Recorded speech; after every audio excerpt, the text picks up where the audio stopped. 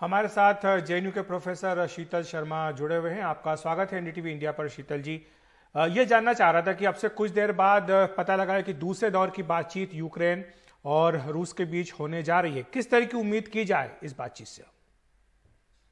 अखिलेश जी, जो बातचीत का दौर है वो कुछ समय से जारी है और कुछ समय तक और चलेगा।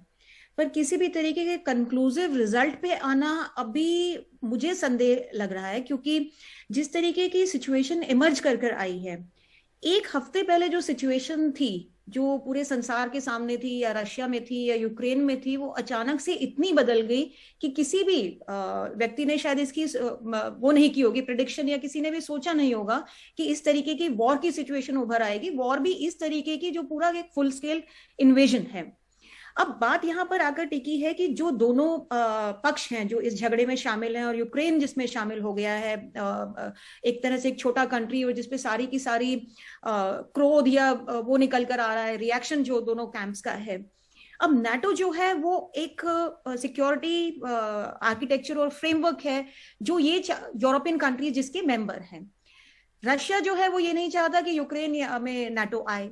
अब जब तक दोनों पोजीशंस रिजॉल्व नहीं होंगी तो ये स्थिति बरकरार रहेगी, जब तक कि ये दोनों जो अपोजिंग कैंप्स हैं ये इस स्थिति पर नहीं आएंगे कि हमारा जो सिक्योरिटी परसीव्ड सिक्योरिटी थ्रेट है एक दूसरे से, वो इतना हाई ऑर्डर का नहीं था जितना कि उसने नी जर्क रिएक्शन ले लिया, और जिस तरीके से एक डिसप्रपोर्शनेट काइंड ऑफ रिएक्शन आया है। तो मेरा ये मानना है कि जो बातें होनी चाहिए या जो भी वार्तालाप होगा जिन भी एंटिटीज के बीच में होगा, वो एक गंभीर स्तर पे होना चाहिए। सिर्फ इन अभी लिप सर्विस से काम नहीं होगा कि भाई अब इन्वेजन को खत्म करें या क्या, क्योंकि जितना नुकसान होना था उतना हो गया है।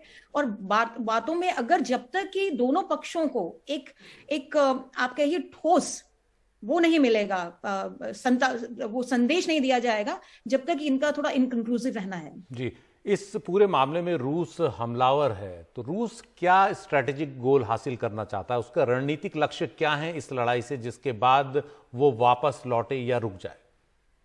सुशील जी, देखिए, पिछले एक हफ्ते में रूस को जितना नुकसान हुआ है उसका हम माप नहीं कर सकते, क्योंकि नुकसान ये आप एकदम से ये नहीं देखेंगे कि एक हफ्ते में हो गया या 2 हफ्ते में हो गया है।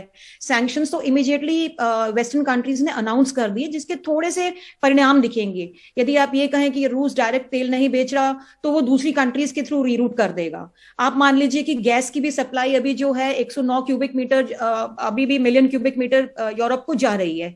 जर्मनी ने पूरा रिलक्टेंट होते नाना करते भी सैंक्शंस में पार्ट लिया है। पर इसके जो परिणाम है वो धीरे धीरे कर निकल कर आएंगे। एक तो जो सबसे बड़ा परिणाम इसका ये रहेगा कि रशिया की जो खुद की पॉपुलेशन है, वो जो एक पुतिन के अंदर एक स्टेट्समैन को देखती थी, एक ऐसे लीडर को देखती थी कि ये इनको एक ऊंचाइयों तक पहुंचा सकता है, अल्टीमेटली उसको एक बहुत बड़ा धक्का लगा है। और आप इंटरनेशनल न्यूज पे आप दिखाते रहते हैं कि 5,000 लोगों को तो रशिया में इसलिए अरेस्ट कर लिया गया है कि उनने इस रिजीम के खिलाफ आवाज उठाई कि भाई हम युद्ध नहीं चाहते। और रशिया में भी जो पब्लिक ओपिनियन है वो लोगों की यही बन रही है कि वॉर जो है नाजायज है, it's not a just war, तो इसको नहीं होना चाहिए। कहा जा रहा है कुछ हलकों में कि ये रूस का युद्ध नहीं है, ये पुतिन का युद्ध है। अब मैं सुन नहीं पाई, आप रिपीट करेंगे अखिलेश जी? इसीलिए कुछ हलकों में ये कहा जा रहा है कि ये रूस का युद्ध नहीं है, ये पुतिन का युद्ध है। हाँ, ये बिल्कुल सही कह रहे हैं कि ये पुतिन का युद्ध है। और अगर आप लोगों के हाथों में बैनर देखें, रशिया में जो लोग ब्लॉगिंग या हालांकि सोशल मीडिया और जो ब्रॉडकास्ट इंफॉर्मेशन है वो काफी तरीके से मैनिपुलेट की जाती है ऐसी रिजीम्स में, बट कहीं ना कहीं लोग फिर भी अरेस्ट को और दहशत को दूर करके ये लिख रहे हैं कि एक लीडर की गलती के कारण पूरा का पूरा जो नैतिक भार है वो रशिया पे पड़ेगा। और लोग सड़कों पे ये भी कह रहे हैं कि एक लीडर के इस हरकत ने इसने जो मानवाधिकार, ये एक किस्म से पूरा का पूरा क्राइसिस जनरेट कर दिया, ह्यूमैनिटेरियन क्राइसिस जनरेट कर दिया है, उसका हर रशियन को कोने कोने दूसरे दराज के देशों में पूरा भुगतान पड़ेगा। क्यों? क्योंकि एक पब्लिक परसेप्शन जो बन गई है रशियंस को सस्पिशन से देखने की, उसका बहुत बहुत बहुत लंबा और गहरा असर पड़ने वाला है। बिल्कुल, शुक्रिया आपका शीतल जी इस तमाम चर्चा के लिए। तो महत्वपूर्ण बात यह है कि लंबे समय में रूस के ऊपर जो प्रतिबंध लगाए गए हैं उनका असर हो सकता है, ये शीतल जी का मानना है। साथ ही वो ये भी कह रही हैं कि जो रूस की जनता है वो खुश नजर नहीं आ रही है पुतिन के इस कदम से।